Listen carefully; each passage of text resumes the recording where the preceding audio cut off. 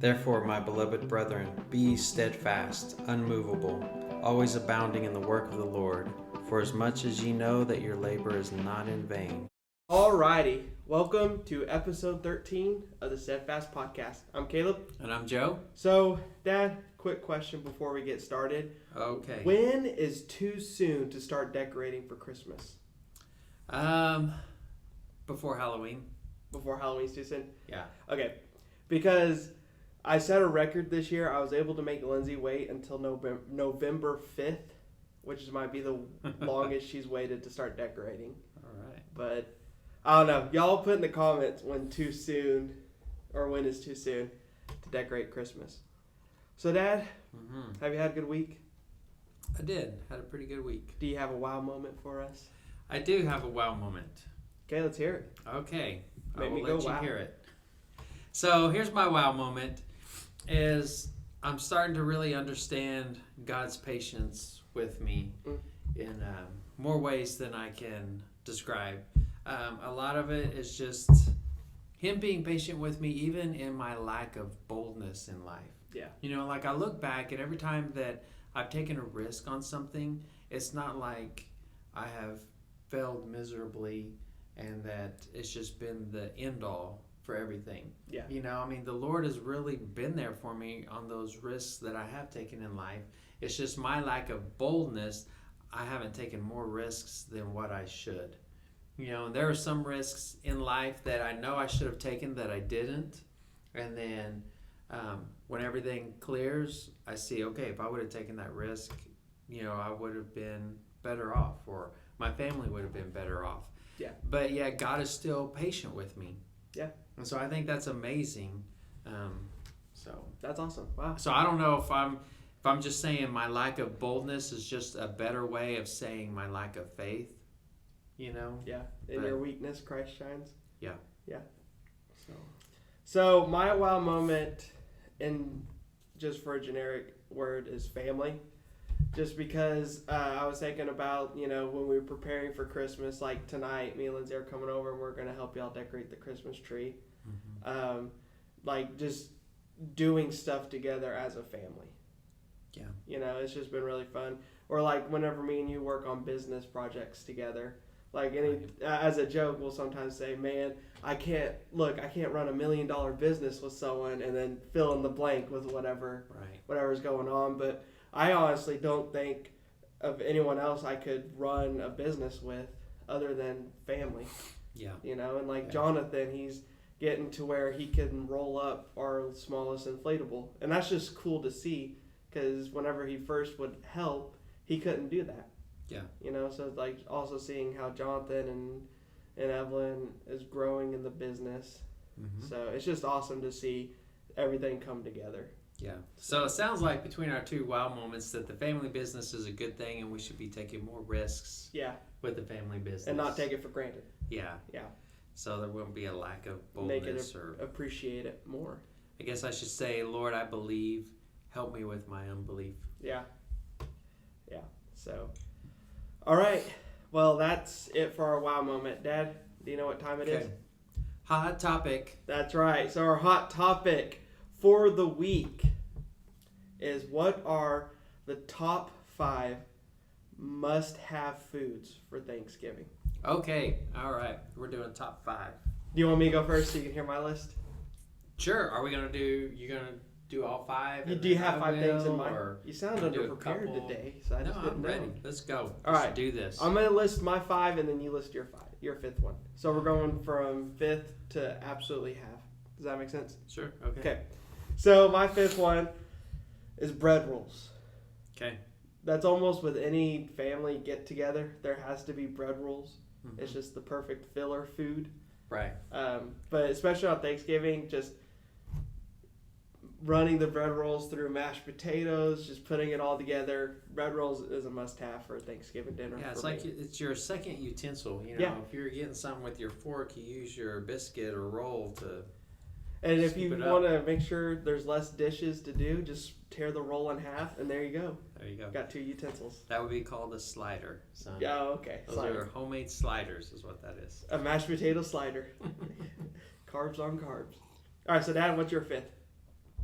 Well, I mean, that was actually last on my list was homemade biscuits. Yeah. I mean, they are just good. So Lindsay, if you could edit like a little small picture of a roll in my hand. If not, then this is just gonna look dumb. All right, so I'm gonna go with my fourth one.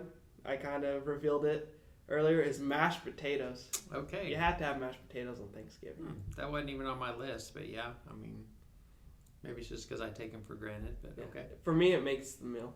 Okay. All right, what's your fourth? So, mine would be, and don't make fun of the name. There might be another name for it, but I don't know. And it would be dump cake.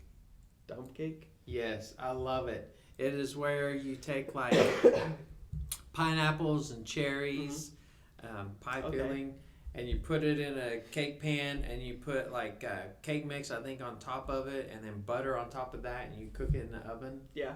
It is good. Yeah.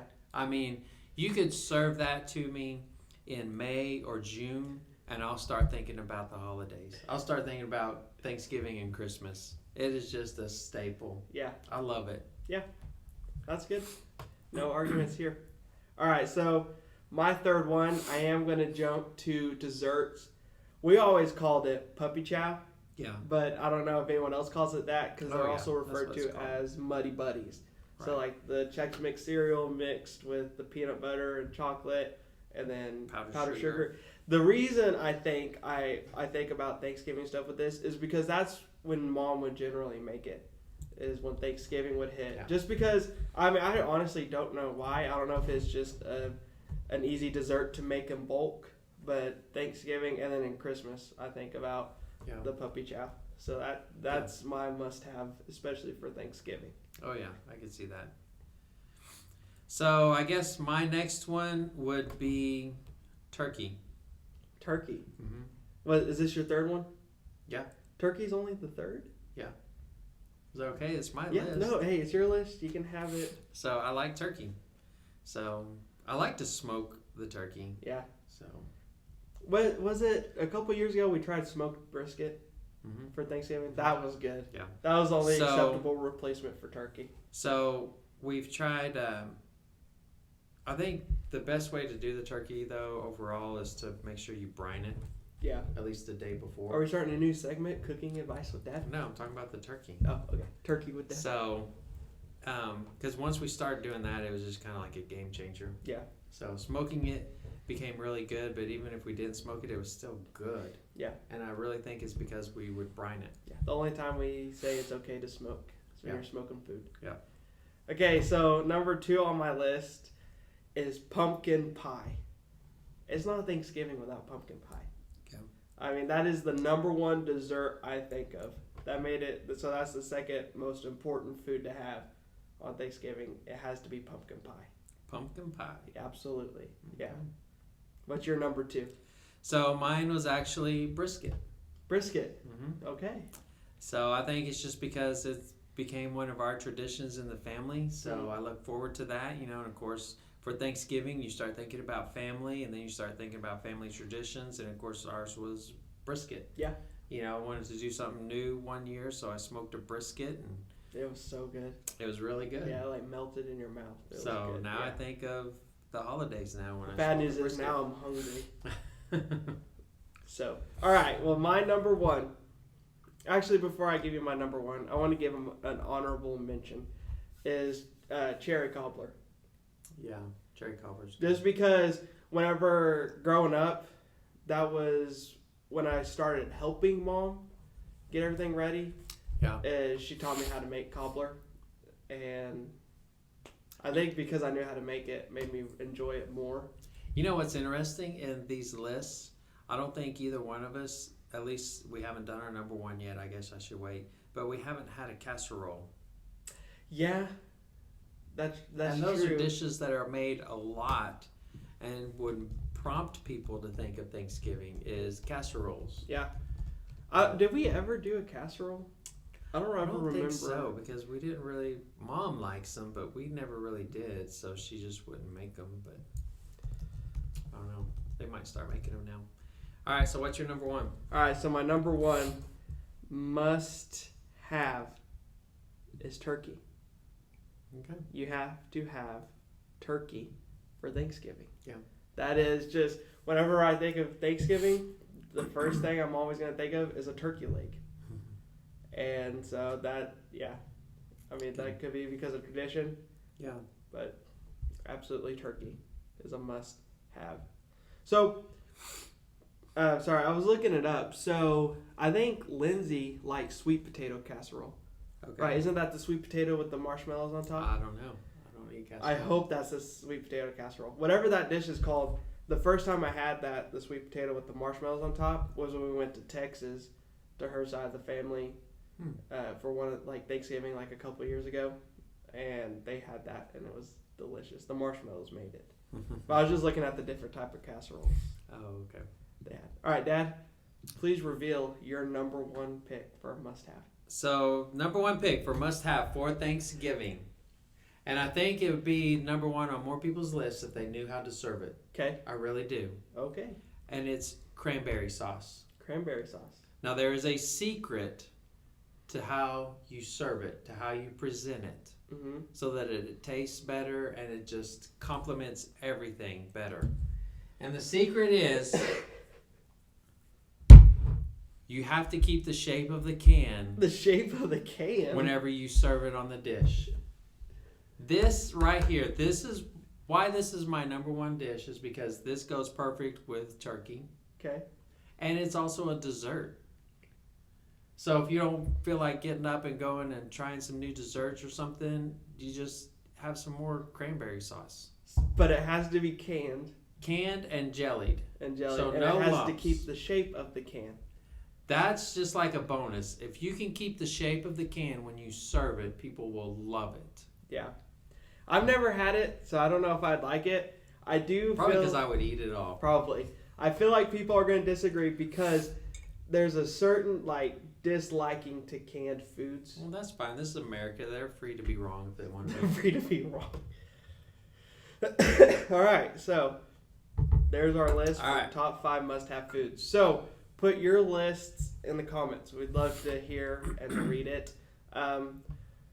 Dad, before we reveal to them what we're going to talk about in these next, I don't know, however many weeks for our biblical discussion, it is time for our first break. All right, let's take a break.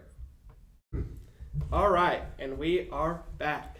Dad, would you like to tell them what we're going to be talking about next? Sure. So what we're going to do now is spend the next few episodes talking about the parables. Yeah. That Jesus reading through went over.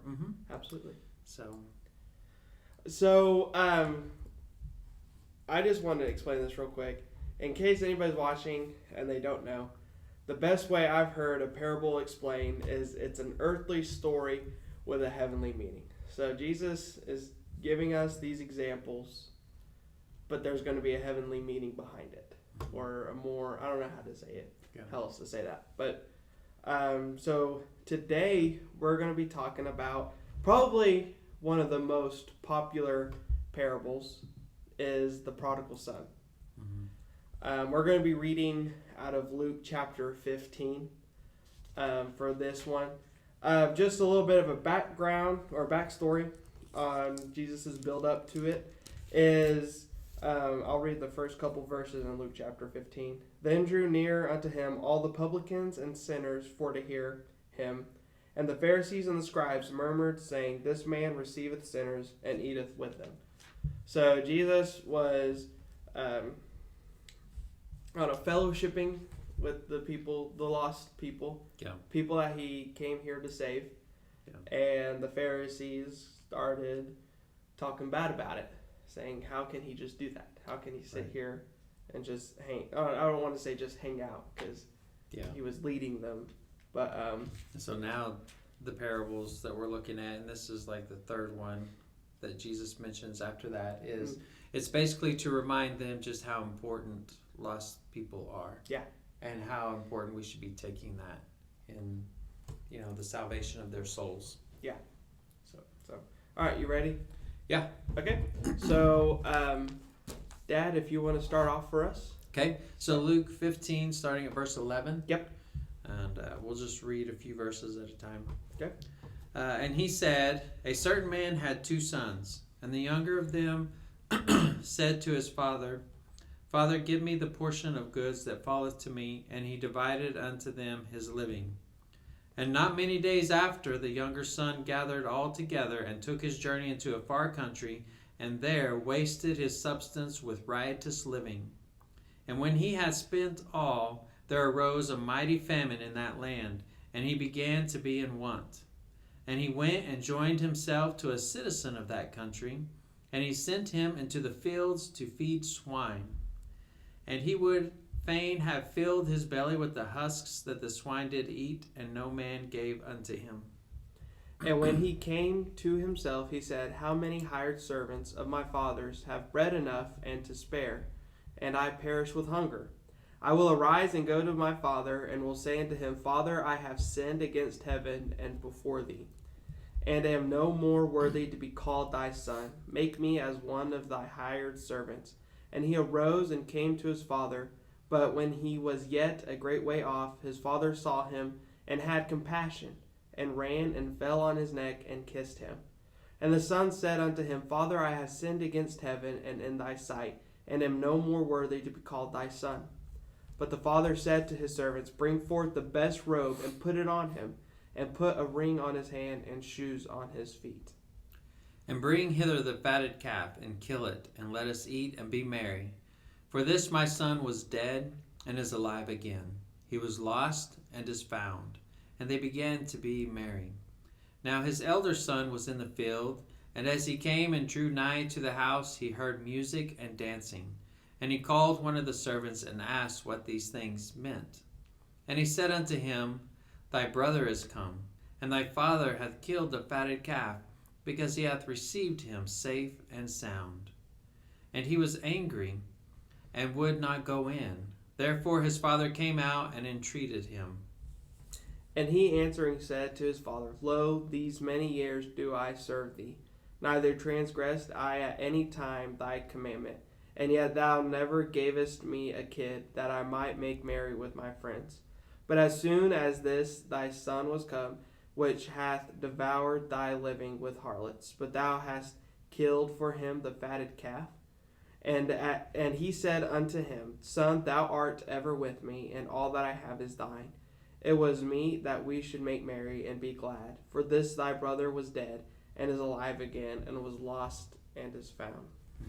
Was lost and is found. So it's interesting that the Pharisees and the scribes were angry.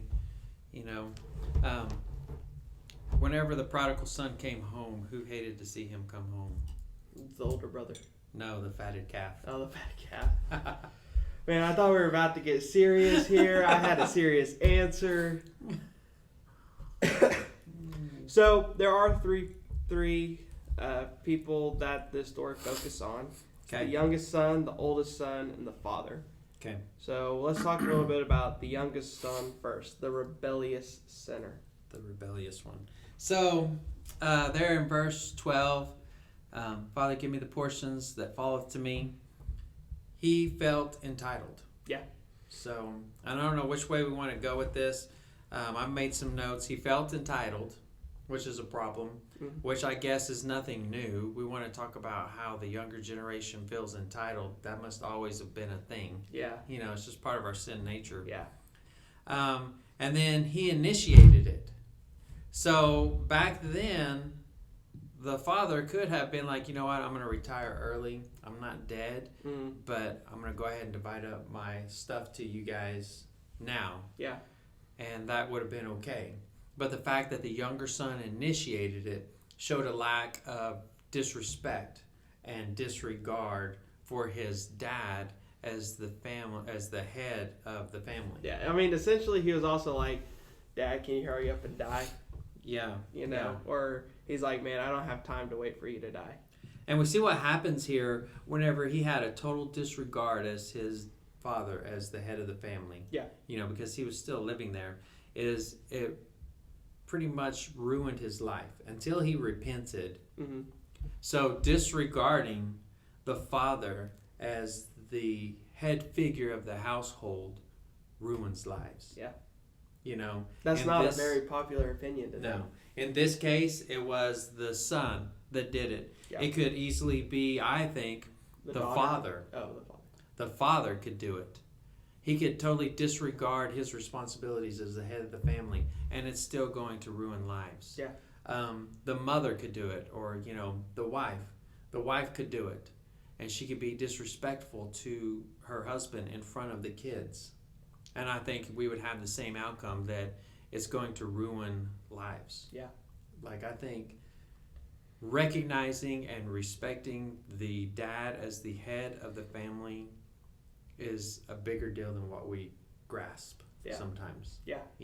Just like I talked about earlier about me not wanting to take risks, taking that stuff for granted. I think maybe this is one of those things where I take God's patience for granted. This might be another thing that we take for granted in society as a whole. Yeah. Is like the how family. important this setup is. Yeah, so. For sure. I would like to point out that it says that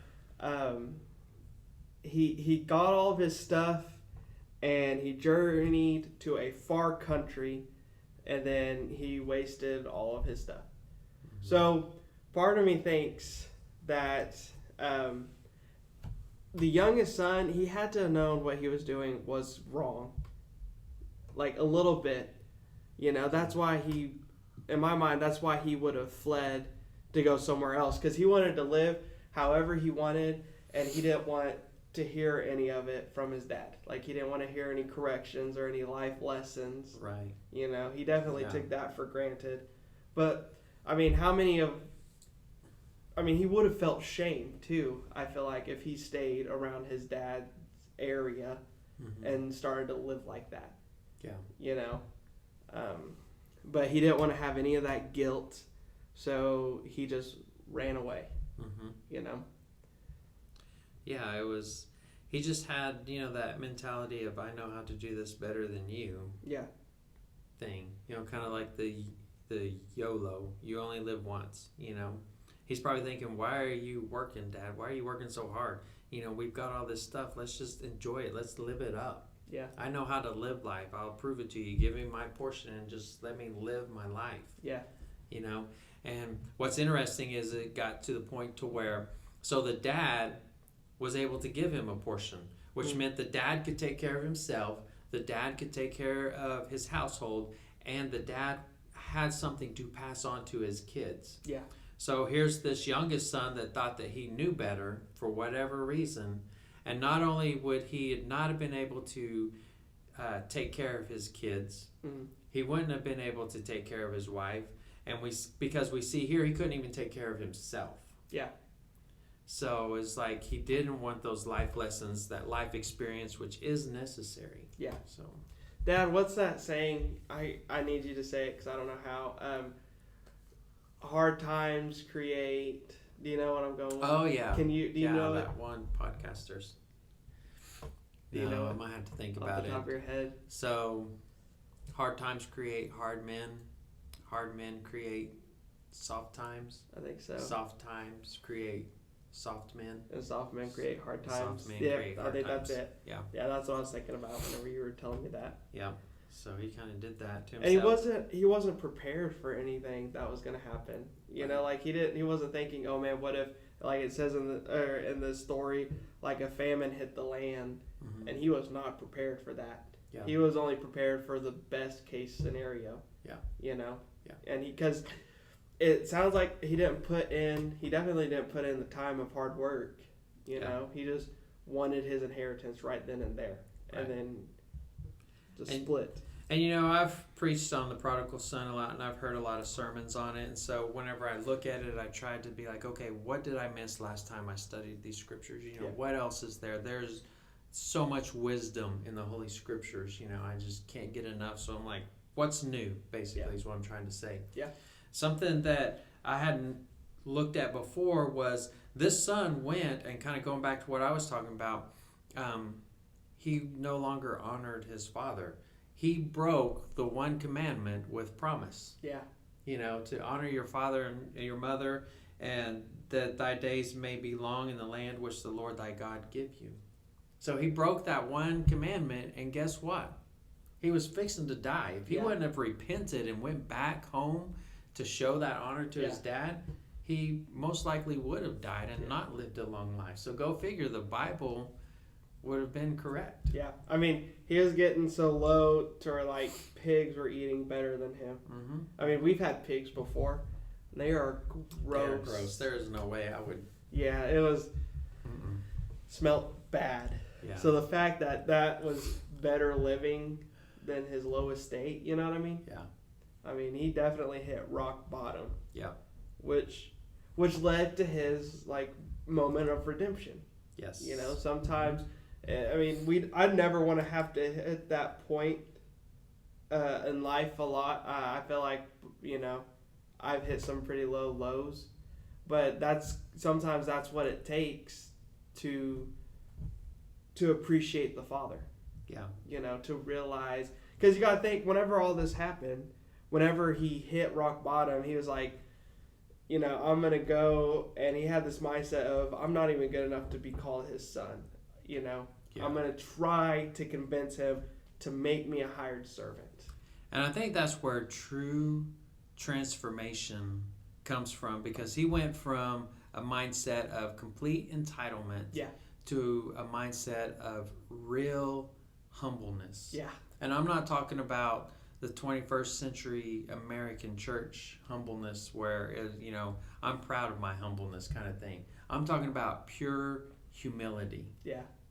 He went from entitlement to humility, and that's where we see transformation take place in people's lives. Because you got to think, like, sometimes he could have had a little bit more pride and been like, oh, man, even though things are really bad here, I can't show myself to my dad after all of this. Yeah. But he was so humble. And the thing is, he knew what he had to do. Mm-hmm. So he just went back, and he was just going to try. Exactly. Yeah. Yep. So he goes back, and he's rehearsing what he's going to say. Mm-hmm. And he said, I'm going to tell my dad, you know, I've sinned against heaven and before thee, and am no more worthy to be called thy son. Make me as one of thy hired servants. So he goes back, you know, his dad sees him, he runs to him, he kisses him, and the son says what he's rehearsing. He says, Father, I've sinned against heaven and against thy sight, and am no more worthy to be called thy son. But the father said to the servants, bring forth the best robe, put it on him, and, you know, the best ring, the best shoes. Yeah.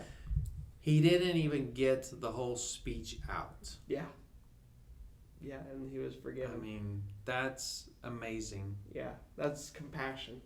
And, you know, so maybe if you don't know exactly what to say to our Heavenly Father, that's okay. Yeah. I mean, what he's showing us here is this Father knew the heart, the Son's heart. Yeah. And that was enough. Yeah. So if you ever get tongue-tied and you don't know exactly how to pray or what to pray, what to ask, just know that it's okay. Yeah. Because the Father knows. Yeah. He'll know. He's going to take care of you. Yeah. Exactly. So we just got to go to him with a humble heart. Yes. Yeah. Like, the Father's just glad you show up. Yeah. Because like we're talking about, you can pretend to look humble in front of other people. Mm-hmm. But when it comes down to it, you can't pretend to be humble in front of God. Right. You know, like, you actually have to hit your rock bottom, and he's going to know whether you're humble or not. Yeah. You know, or if you're holding on to a little bit of pride. Right. So, anything else about the youngest son? I mean, that's a pretty good story arc. Like, we talk about movies and how incredible the story arc and the character development was. That was great character development right there. Yeah. You know, it was good. A story of redemption. Yep. So, let's take a look at, do you want to look at the oldest son or the father next? I don't care. Whatever you want to do.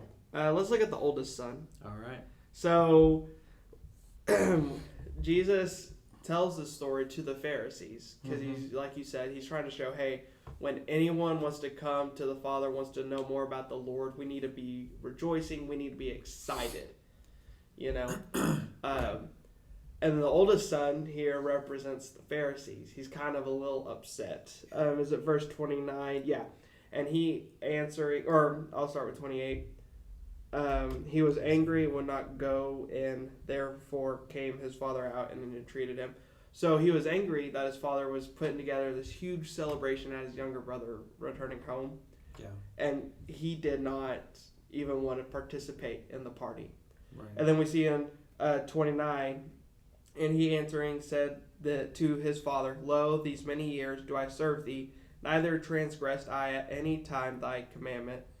Which, first of all, that definitely shows that the oldest son was to represent the Pharisees, because the Pharisees are trying to brag about all the commandments they've been able to uphold, all the laws that they've been keeping, to a point of bragging. Yeah. And we got to know that that's not true. Right. You know, like, obviously, I don't have kids. Dad, you've had kids. Would you believe it if any of us kids told you, Dad, we've never disobeyed you?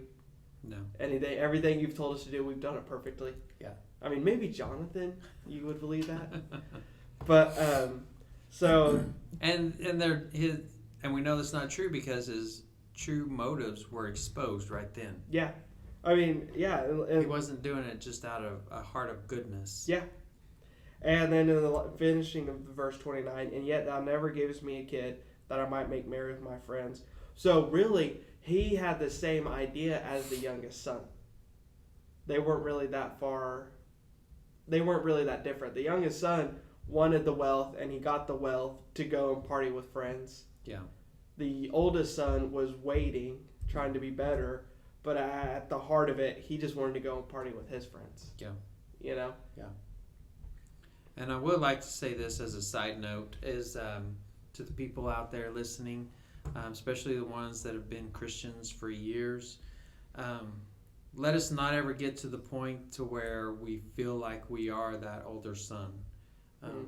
Because we've all sinned, we've all fallen short of the glory of God. We were once all the prodigal son. It's just some of us came home sooner than others. Yeah. So I think that's important to keep that in mind, because we might read this and be like, yeah, that's right. I've been in church for 30 years. I'm like that older son. I shouldn't be thinking that way. Well, the best way to not think that way is just remember that, you were that prodigal child. Yeah. I mean, I ask this question to people all the time just to hear their thoughts is, if the story from Saul to Paul happened today in today's world, how would we react to it? Yeah. Oh, yeah. Like, would we look down upon it? And, we never want to be at that point to where we're thinking, like in the last chapter of Galatians, we read Paul's warning of never think yourself higher than someone who is stumbling, because you were there once. Yep. And you may be there again. Yeah. So, excuse me. All right, so the last person to look at is the father. Okay.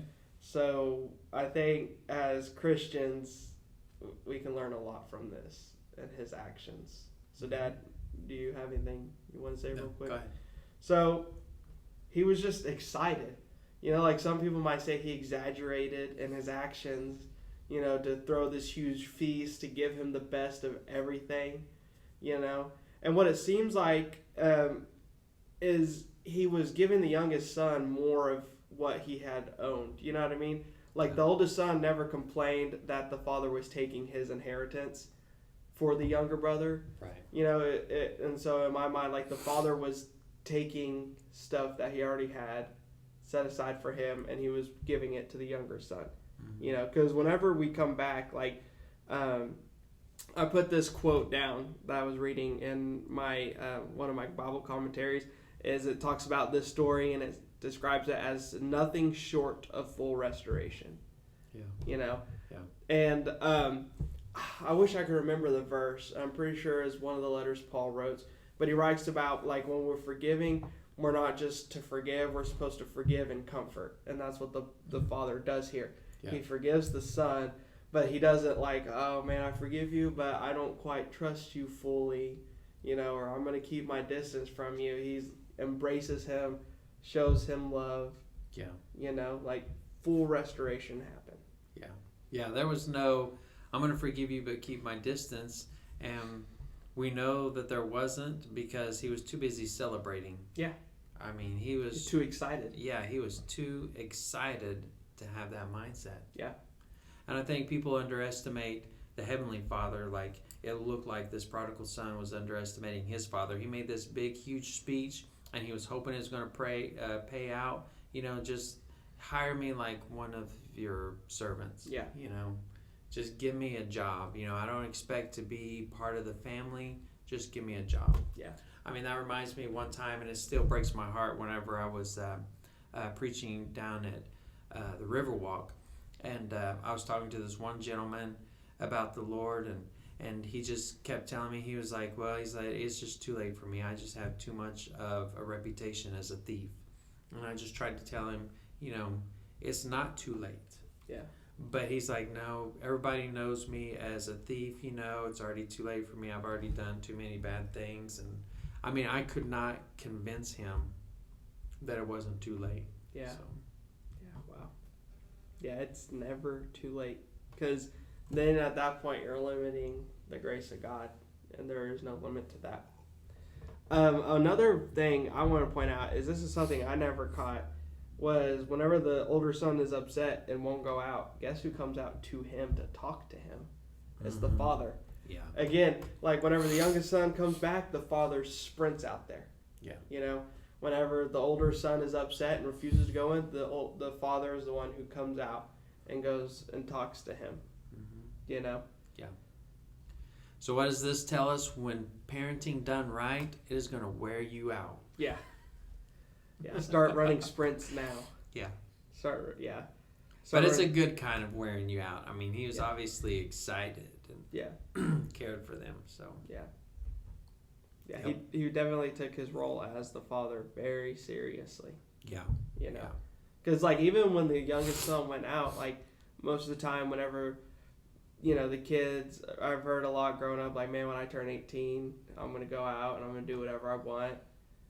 Like the kid. So it's sad, but sometimes kids feel like they have no obligation to parents anymore. Mm-hmm. And then I don't know, Dad, if you've ever seen the same thing on the other end, where the parents, like, as soon as they're 18, they're on their own. Yeah. I mean, you never stop having that relationship of a father and a son. Right. Like you're never gonna grow out of it. Yeah, that's probably just whenever your true colors shine through, because then it's like the dad at that point can't force the kid, whether it's a son or a daughter, to be respectful and to listen to their wisdom. At that point, it's just the kid's gonna either choose to or not. Yeah. Yeah. So. But this is good. But that's actually a good point. Whenever this happened to the older brother, the dad went out and he made it personal with him. He said to him, son, thou art ever with me, and all that I have is yours. Yeah, but your brother who was lost, who we thought was dead, he's come back. Your brother. I mean, he was making it personal for him. Yeah, and that's something we need to remember as Christians today. Yeah. Yeah. I mean, we call each other brothers and sisters, but we need to take that very seriously. Yeah. Yep, that's good. So I really enjoyed that. That was good. Man, it's almost like Jesus is a great teacher or something. It's really good. Yeah, I've enjoyed it. Anything else you'd like to add? Nope. All right. Well, that concludes our episode for today. Okay. So we'll see y'all next week. All right.